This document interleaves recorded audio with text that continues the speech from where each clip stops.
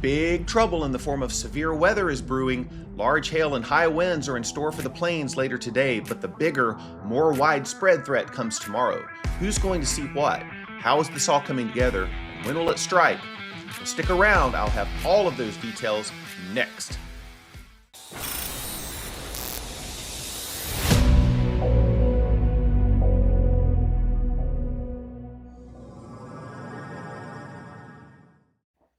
Good Sunday morning to you folks. Jason Pritchard here with you this morning. Wanted to get a quick video out before church just because there are several severe weather threats on the table over the next couple of days, and really going to focus on tomorrow because that's where the bulk of the action will take place, and you'll see why that is in just a minute. But wanted to just make sure that you're informed.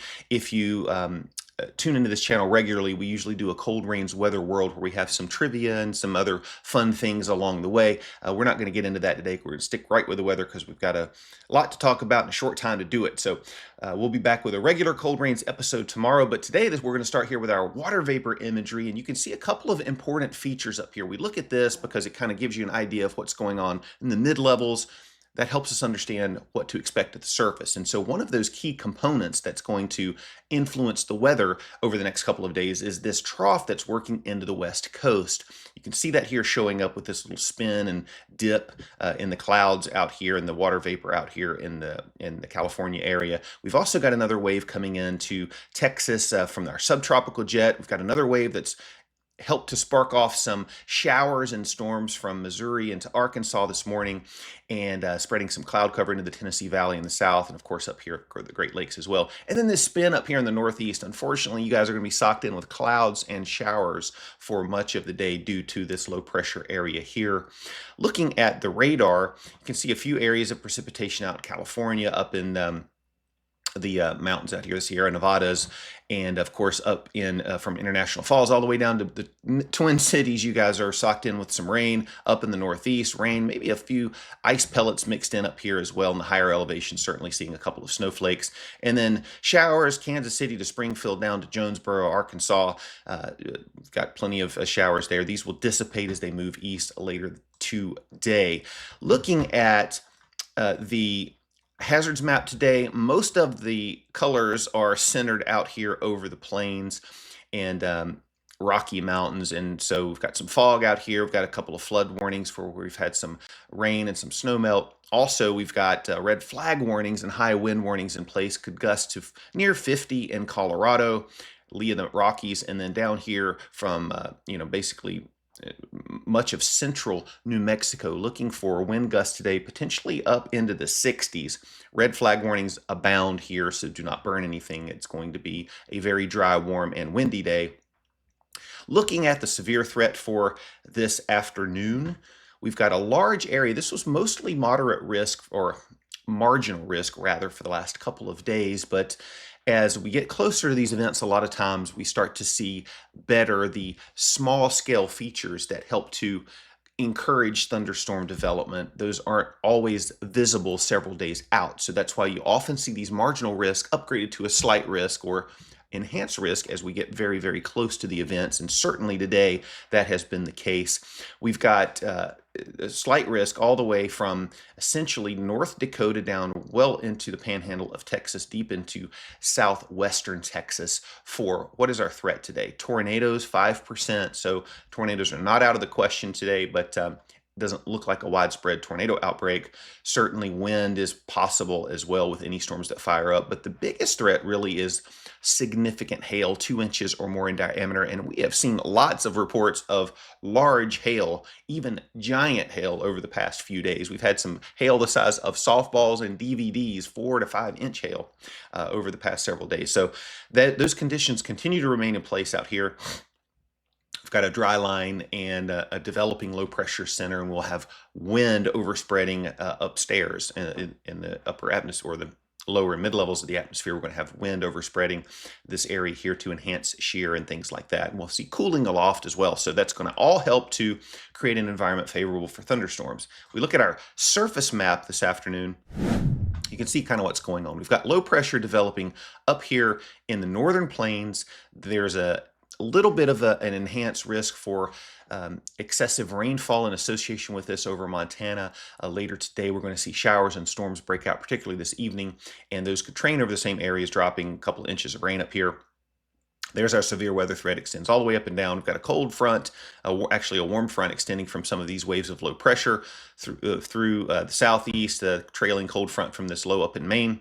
And that is worked off, and it's going to be a very nice day over much of the Ohio Valley and to the southeast. Once those clouds dissipate, it'll be a little bit below normal today and drier as well. But here's our severe weather threat out here. The dry line exists. The question marks this afternoon are essentially this. We've got this dry line out here. We've got good profiles for severe weather in the mid levels of the atmosphere. But the question is around focus at the surface. We can get those storms to initiate, we can get supercells to fire up and then rotate. Of course, you're going to see large hail threat pick up, but it may be very sporadic. So we may not see a whole bunch of supercells, but we may see just a few as they form along boundaries. If the dry line can sharpen up a little bit, we'll see that take place here. Up here in the northern plains, where we're in more proximity to good divergence aloft and good lift aloft, and this low pressure working in and strengthening, will have more of a focus for shower and thunderstorm activity. So the severe threat this afternoon looks a little more prominent up in the northern plains. So pay attention up here. If you have friends and family up here, let them know. Have them watch the video. They can actually see for themselves, but at least let people know up here that you could see some large hail and some high winds, and again, a tornado or two is not out of the question this afternoon. Now, tomorrow's when things really start to go downhill, particularly where you've got this overlapping of colors up here in many, Minnesota around Minneapolis, and up here in Iowa even. You've got a good chance of seeing some tornado activity here, and some strong tornadoes at that. So what's happening here is this low pressure is strengthening. It may strengthen to the, in somewhere in the lower to mid 990s. That's pretty strong.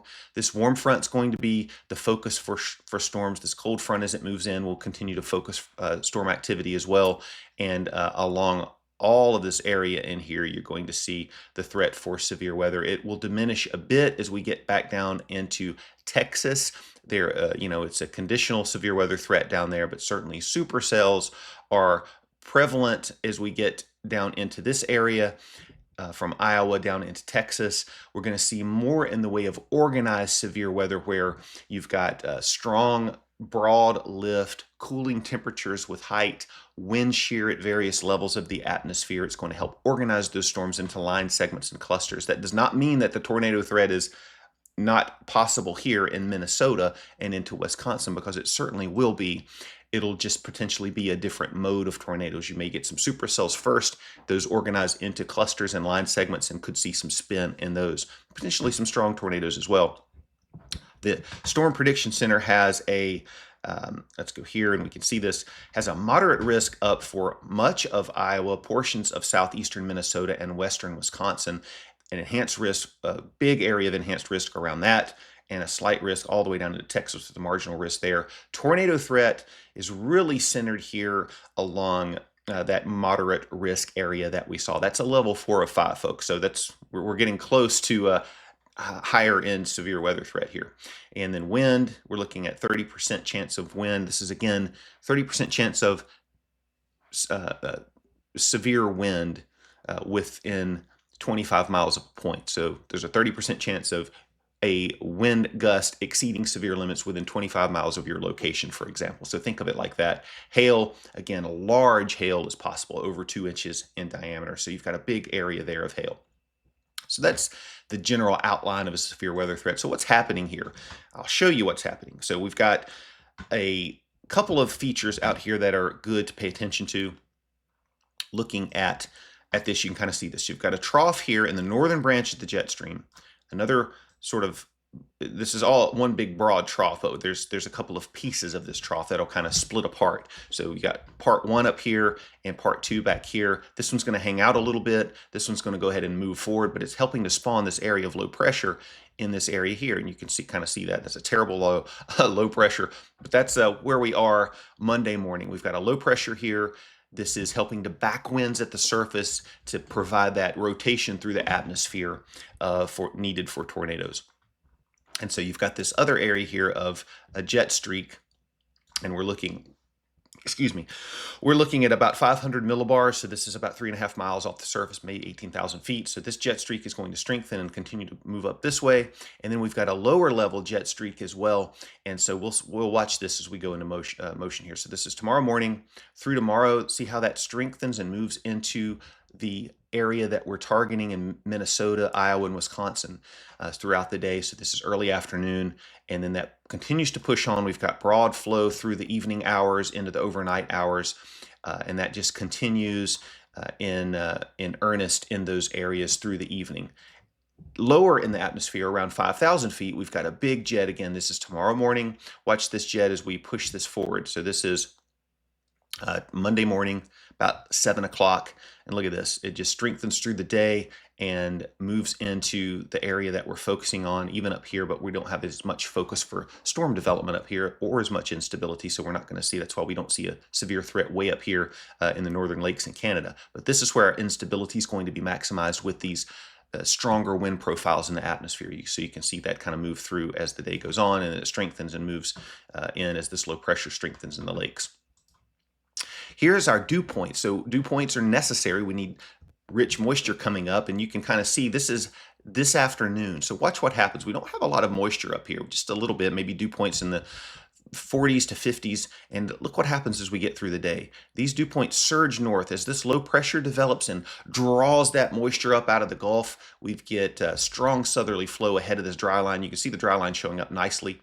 And so this afternoon on into the evening hours, this is about 7, 8 o'clock tonight. We can see that moisture just flowing up as we get into tomorrow morning.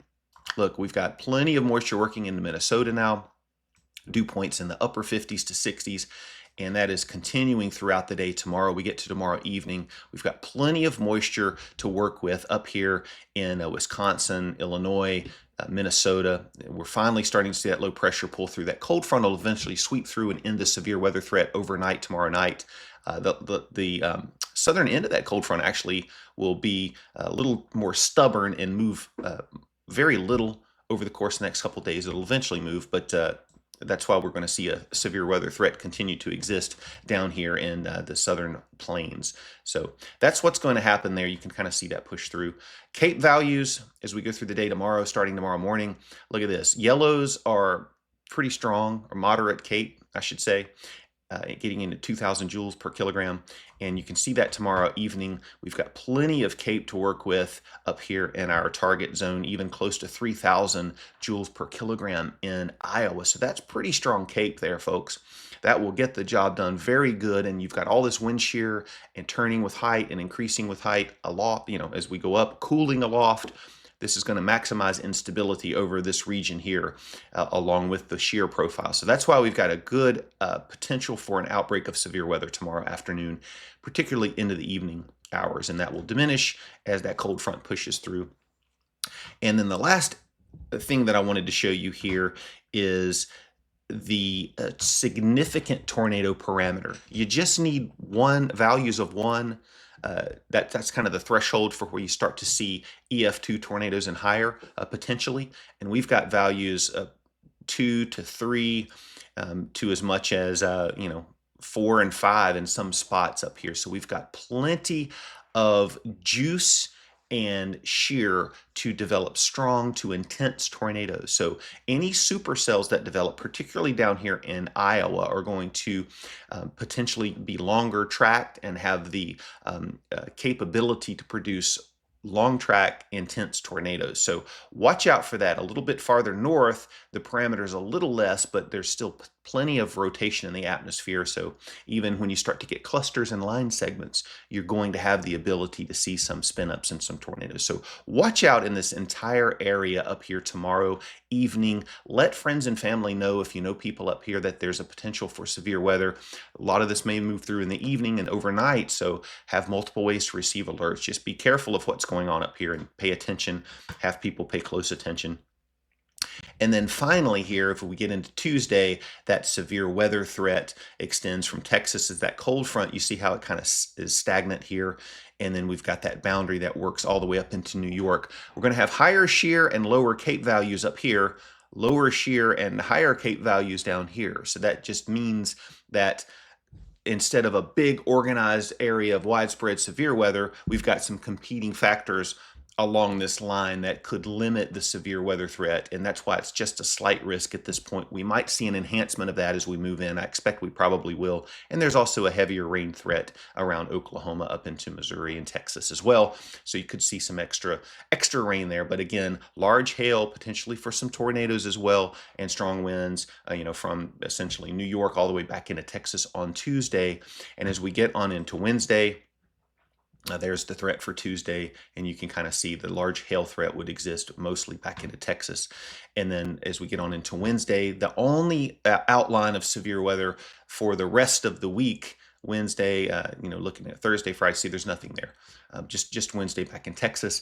There's some question marks, though. The European is a little less enthusiastic about severe weather through the middle of the week. The GFS is more enthusiastic about it. So we may see probabilities added as we get on into the next couple of days for Wednesday and Thursday and so on. But putting all of this together and giving us an idea of what's going on this afternoon, we've got rain up here in New England with this low. We've got some rain as we've seen on the radar out here in the Intermountain West. And then watch what happens as we get on into the evening. Storms begin to fire along the dry line and from Texas up into North Dakota. So that's potentially, if these fire, we get these supercell activity. And then this low pressure begins to develop overnight and really race up here into the Dakotas. And we've got severe weather kicking off. We could have severe weather throughout the day tomorrow. So pay attention anytime tomorrow up in the Dakotas into Minnesota. And that threat will just continue to increase through the afternoon to the evening. Look at this. The low pressure really winds up, and you've got, as this moves into favorable environment with moisture and instability, Minnesota, Iowa, into Wisconsin, really be on the lookout. You don't see a lot of activity here in Iowa. You do see some cells popping up and some back here in Texas, not a lot here in Kansas, but continue to watch those areas. I expect the European may be underdoing this a little bit, but you can see your severe weather moving through into the overnight hours on Tuesday. It diminishes a bit as nocturnal cooling takes hold.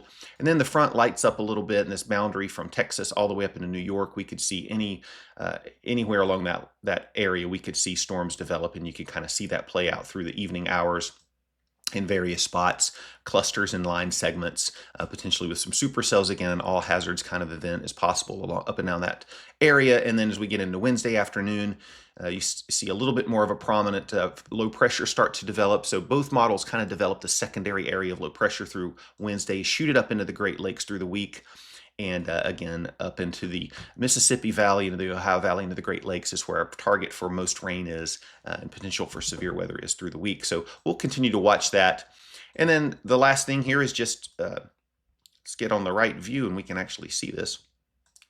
Sorry, there we go. Weather Prediction Center has the middle of the country, essentially lower plains highlighted into the Mississippi Valley here, highlighted for the highest risk of heavy rain. And so we're looking at a potentially, 2 to as much as 5, maybe even 6 inches of rain in spots. So we're going to see more rain where we've seen lots of rain this spring so far. Another footprint up here from Idaho all the way up into the northern plains and Midwest area. So unfortunately, not a lot for the Southeast or the Southwest, but we'll keep an eye on it. And I'll be back tomorrow with another full cold rains weather world. We'll have our IQ, and we'll have a couple of other fun segments in there too. We'll talk about geological stuff as well. We've got some of that going on. So we'll be back with a full episode tomorrow. But anyway, thank you all for paying attention and watching. Continue to pay attention to the weather. Stay alert.